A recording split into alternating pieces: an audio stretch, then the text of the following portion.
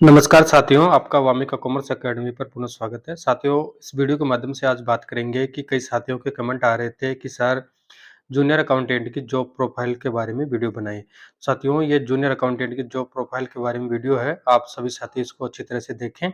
देखिए, जब आपका या आपको पोस्टिंग मिल जाएगी, यानी अगर आपको पोस्टिंग मिलेगी तो जहाँ तक या तो डायरेक्टर लेवल पर या विभागाध्यक्ष स्तर पे मिलेगी या डिवीज़न या जो सबऑर्डिनेट ऑफिस होती है छोटे लेवल पर, वहाँ पे आपको पोस्टिंग मिलेगी।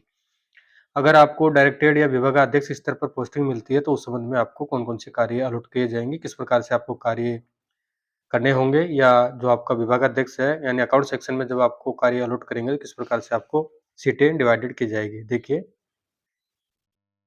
फर्स्ट बात करते हैं निदेशालय स्तर पर या विभागाध्यक्ष स्तर पर कौन-कौन से कार्य होंगे। ये टाइप्स ऑफ जॉब प्रोफाइल के बारे में बात करते हैं, तो सर्वप्रथम आपको कौन-कौन से कार्य अलॉट किए जाएँगे। एक तो आपको कार्य अलॉट किया जाएगा साथियों बजट का, जिसमें प्लान एंड नॉन प्लान का कार्य आपको दिया जाएगा। अकाउंटेंट जनरल का काम दिया जाएगा एंड जो एजी होती है, महालेखाकार कार्यालय होता है, उससे संबंधित कार्य दिए जाएँगे। स्पेशल ऑडिट का कार्य आपको अलॉट किया जाएगा। इंस्पेक्शन ऑडिट का आपको कार्य अलॉट किया जाएगा, यानी निरीक्षण विभाग के ऑडिट का कार्य आपको अलॉट किया जाएगा। पब्लिक अकाउंट्स कमेटी का कार्य आपको अलॉट किया जाएगा, यानी इसको पीएससी बोलते हैं। रिकंसिलिएशन का कार्य दिया जाएगा, अंक मिलान का कार्य दिया जाएगा। चोरी, गबन, कंडम एवं नकारा सामान से संबंधित कार्य आपको करने होंगे। हेडक्वार्टर्स एंड मुख्यालय से संबंधित आपको कार्य करने होंगे, जिसमें हेडक्वार्टर्स में आपको राजपत्रित एवं अराजपत्रित कर्मचारियों के सेवा अभिलेख एवं रूल संबंधी आपको कार्य करने हैं। इंटरनल ऑडिट में आपको कार्य करने होंगे, जैसे मुख्यालय स्तर पर कार्य करना है, ऑडिट पार्टी के रूप में आपको कार्य करना है, और लास्ट में आपको करना है पेमेंट सेल के रूप में कार्य करना है। और सिंगल या डिवीजन लेवल पर आपको कौन-कौन से कार्य करने होंगे, वो अभी विस्तार से बात करेंगे। पहले वन बाय वन इनको देखते हैं कि ये कार्य कौन-कौन से होते हैं। देखिए, फर्स्ट तो आपका बजट का। अब बजट में जब आपको काम अलॉट किया जाएगा, आपके अकाउंट सेक्शन के माध्यम से जो भी आपका अधिकारी है, वो आपको प्लान या नॉन प्लान का कार्य देगा, जिसमें सबसे बेस्ट कार्य बजट का माना जाता है। अकाउंट्स की दृष्टि से देखें तो सबसे ज़्यादा ब्रॉड नॉलेज बजट को ही माना जाता है। अगर आप बजट का काम सीख लेंगे, तो आपको किसी प्रकार के किसी भी डिपार्टमेंट में अगर आपका ट्रांसफ़र हो जाता है आगे, तो आप किसी भी व्यक्ति से आपको सलाह करने की आवश्यकता नहीं होगी, सबसे बेस्ट काम बजट का माना जाता है। अगला काम होता होता है आपका अकाउंटेंट जनरल यानी एजी का, मालिकाकार कार्यालय से संबंधित जितने भी प्रतिवेदन होते हैं, कंप्लायंसेस होती है, उनका कार्य आपको करना होता है। इस अगला होता है स्पेशल ऑडिट का, अगर किसी विभाग में स्पेशल ऑडिट की जा रही है, यानी इंटरनल ऑडिट के अलावा अगर कोई विशेष किसी प्रकार का गबन हुआ है, तो विभाग द्वारा स्पेशल ऑडिट करवाई जाती है। इसको विशेष ऑडिट भी कहते हैं, तो स्पेशल ऑडिट का कार्य करना होता है। एक होता है इंस्पेक्शन ऑडिट का, यानी जो भौतिक सत्यापन के कार्य किए जाते हैं, जिसमें इंस्पेक्शन डिपार्टमेंट होता है, डीटीएम या डिपार्टमेंट है। तो इसमें जो भौतिक सत्यापन के कार्य में जितने भी ऑफ़िस में सामान होते हैं, जैसे चेयर हो गया, टेबल हो गया, पंखा हो गया, अलमारी हो गई या अन्य जितने प्रकार की भौतिक जो संपत्ति होती है, सामान होते हैं, उनका ऑडिट करने का कार्य किया जाता है। Public accounts committee and PSC में जो लोक लेखा समिति होती है, उसका कार्य किया जाता है। जो एजी के प्रतिवेदन होते हैं, वे अगर पैरा ड्रॉप नहीं होते हैं, तो उनको एजी में या विधानसभा में भेज दिया जाता है। तो विधानसभा में एक कमेटी होती है, पीएससी उस कमेटी के माध्यम से इन पैराओं का निस्तारण किया जाता है, जो विभागीय स्तर पर कार्य किया जाता है। अगला होता है रिकंसिलिएशन का यानी अंक मिलान का, जो भी खर्चे आपके डिपार्टमेंट के हो रहे हैं, रेवेन्यू है, आपका जो एक्सपेंसेस या खर्चे हैं, उनको मिलान करने हेतु रिकंसिलिएशन का कार्य किया जाता है। ये कार्य एजी के डाटा से मिलान करके और डिपार्टमेंट के डाटा से आईएफएमएस के डाटा से मिलान करके इनका कार्य किया जाता है। नेक्स्ट है चोरी, गबन, कंडम एवं नकारा सामान से संबंधित जितने भी डिपार्टमेंट के सामान होते हैं, चोरी अगर किसी भी ऑफिस में चोरी हो गया है, गबन हो गया है या कोई कंडम या नकारा सामान की नीलामी करनी है, तो उससे संबंधित जितने भी कार्य करने होते हैं, वो कार्य आपको अलॉट किए जाते हैं। नेक्स्ट है हेडक्वार्टर यानी मुख्यालय से संबंधित कार्य होते हैं, जिसमें आपके मुख्यालय के अंतर्गत या आपके हेड ऑफिस में जितने भी कर्मचारी है, चाहे राजपत्रित हो, चाहे अराजपत्रित हो, नॉन गेज़ेटेड हो, उनके सेवा अभिलेख संबंधी आपको कार्य सर्विस बुक को चेक करना होता है।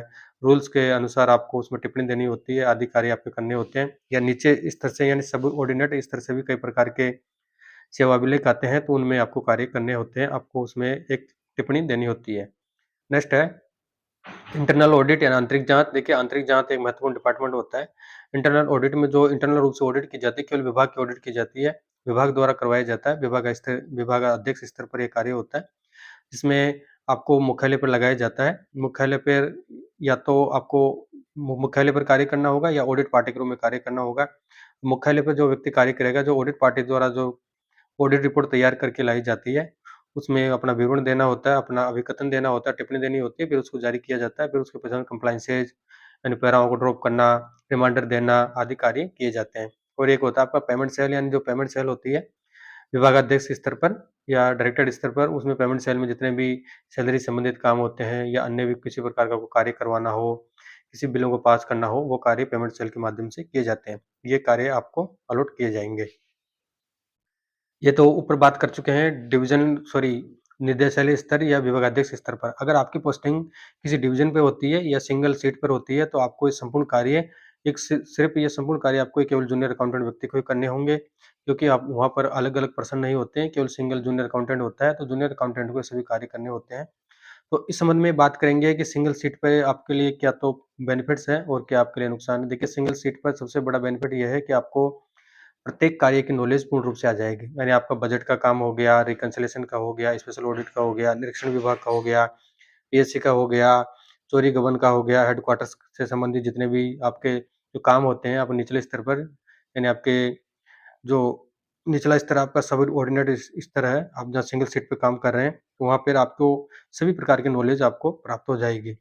और अगर आप डायरेक्टर लेवल पर या विभाग अध्यक्ष पर काम करेंगे, तो आपको सिर्फ़ जिस कार्य को आपको अलॉटमेंट किया गया है, जैसे बजट का दिया गया है, एजी का दिया गया है या स्पेशल ऑडिट का है, निरीक्षण विभाग का है, पीएससी का है, रिकन्सिलिएशन का है, चोरी का है, हेडक्वार्टर्स का है, पेमेंट सेल का है, इंटरनल ऑडिट का है, तो आप सिर्फ़ जो काम आपको अलॉट किया गया, उसी काम को ही आप पूर्ण रूप से जान सकते हैं। अन्यथा जैसे मैं मान के चलो आपको बजट का काम दे दिया, तो आप बजट के बारे में जानेंगे, अदर इंटरनल ऑडिट के बारे में आप नहीं जान पाएँगे, ठीक है? तो ऐसे जो कार्य आपको डायरेक्टर स्तर पे अलॉट होगा, वही कार्य में आप पूर्ण रूप से पारंगत होंगे, अन्य कार्य में आप पारंगत नहीं होंगे। जहाँ तक मेरा मानना है कि अगर जिस व्यक्ति को सिंगल सीट मिलती है, तो उस व्यक्ति की उस ऑफ़िस में काफ़ी गुडविल भी रहती है, उसको सभी लोग पूछते हैं ऑफ़िस वाले, और वो एक तरह से सर्विस सर्वा होता है अकाउंट्स का, तो उसको सभी नॉलेज रहती है। और अगर आपकी डायरेक्टर लेवल पर पोस्टिंग है, तो आपको एक जो रिलेवेंट आपको काम दिया गया है, उसी से संबंधित आपको नॉलेज रहेगी और आपको उसी से संबंधित ही आपका अधिकारी पूछेगा, ठीक है? अब इसमें एक और बात करते हैं कि बेस्ट काम कौन-सा रहेगा? देखिए, काम सभी बेस्ट होते हैं, कोई गलत नहीं होता है। आपको सभी जूनियर अकाउंटेंट से मैं आशा या अपेक्षा रखता हूँ कि आप सभी काम को अच्छी तरह से सीखें। चाहे आपको बजट क्यों ना दे दिया गया हो, तो आपको एजी का भी नॉलेज रखना चाहिए, स्पेशल ऑडिट का भी रखना चाहिए, निरीक्षण विभाग की इंस्पेक्शन ऑडिट का भी नॉलेज रखना चाहिए, पीएससी का भी रखना चाहिए, रिकन्सिलिएशन का भी, चोरी का भी, गबन का भी, हेडक्वार्टर्स का भी और पेमेंट सेल का भी और इंटरनल ऑडिट का आपको सभी को नॉलेज रखना चाहिए। क्योंकि ट्रांसफर होने के पश्चात में ज़रूरी नहीं है कि आप जिस डिपार्टमेंट में काम कर रहे हैं, वही काम आपको आगामी समय में अलॉट हो। तो सभी काम आपको अच्छी तरह से आने चाहिए। अब इसमें सबसे बड़ा बेनिफिट सिंगल सीट में ये होता है कि आपको सभी नॉलेज मिल जाएगी, आपको सभी लोग पूछेंगे ऑफ़िस में और आगामी ट्रांसफ़र होगा तो आपको किसी प्रकार की दिक्कत नहीं आएगी। और डायरेक्टर लेवल की बात करें, तो उसमें जो काम आप कर रहे हैं, सिर्फ़ आप उसी काम में पारंगत हैं और अन्य काम आप जानते नहीं हैं, तो जब भी ट्रांसफ़र होगा या आपकी सीट चेंज होगी उसी डिपार्टमेंट में, तो आपको दिक्कत आएगी।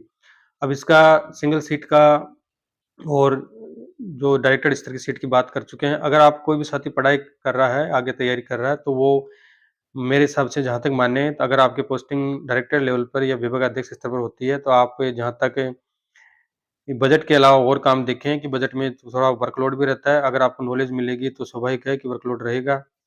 तो इसके अलावा आप एजी का काम ले सकते हैं, स्पेशल ऑडिट का ले सकते हैं, इंटरनल ऑडिट का ले सकते हैं, पीएससी का ले सकते हैं या रिकन्सिलिएशन का, चोरी गबन का या पेमेंट सेल का आप काम ले सकते हैं।